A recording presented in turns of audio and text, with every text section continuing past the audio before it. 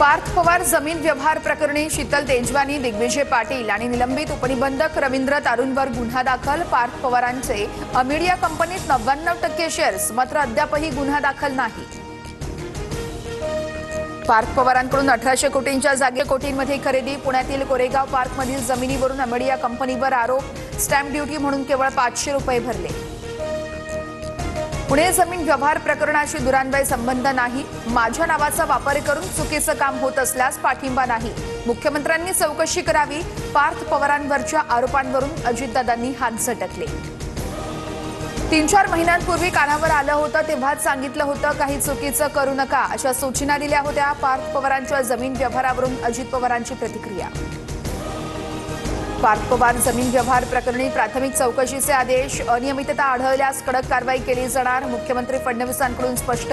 तहसीलदार दुय्यम निबंधकाचं तात्काळ निलंबन। आमदार भास्कर जाधवांच्या मुलावर मारहाण केल्याचा आरोप। विक्रांत जाधवांनी मारहाण केल्याची लोटे पोलीस स्थानकात तक्रार।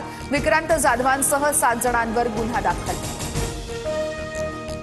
भिवंडीमध्ये जिल्हा परिषदेसाठी भाजपकडून शिवसेनेला युतीचा प्रस्ताव। कपिल पाटलांच्या सूचनेनंतर जिल्हाध्यक्षांनी घेतली शिवसेनेच्या पदाधिकाऱ्यांची भेट।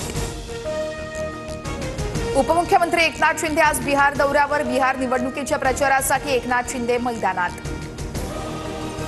भारतीय महिला क्रिकेट संघातील खेळाडू आज मुख्यमंत्र्यांना भेटणार। मुख्यमंत्र्यांच्या हस्ते महाराष्ट्रातील खेळाडूंचा सन्मान होणार। उद्धव ठाकरेंच्या मराठवाडा दौऱ्याचा 3रा दिवस। उद्धव ठाकरे आज नांदेड, परभणी आणि हिंगोलीतील शेतकऱ्यांसोबत संवाद साधणार। वंदे मातरमला 150 वर्षे पूर्ण। गृहमंत्री अमित शहांचा लेख। केंद्र सरकारकडून देशव्यापी कार्यक्रमांचं आयोजन। रेल्वे रुळावरून चालणाऱ्या 5 जणांना लोकलनं उडवलं, दोघांचा मृत्यू। एका जखमीवरती उपचार सुरू तर दोघांना डिस्चार्ज।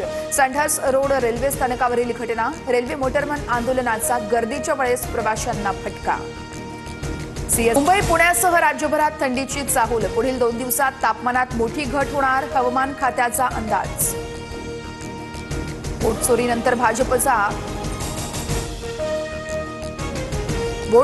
भाजपचा खत चोरीचा एपिसोड। सिल्लोडमध्ये 250 रुपयांची बोगस खतं। 1150 रुपयांच्या शासकीय खतांच्या बॅगेत। अंबादास दानवेंचा भाजपवर आरोप तर नेत्याचं नाव सांगण्याचं भाजपच्या वरिष्ठांना आवाहन।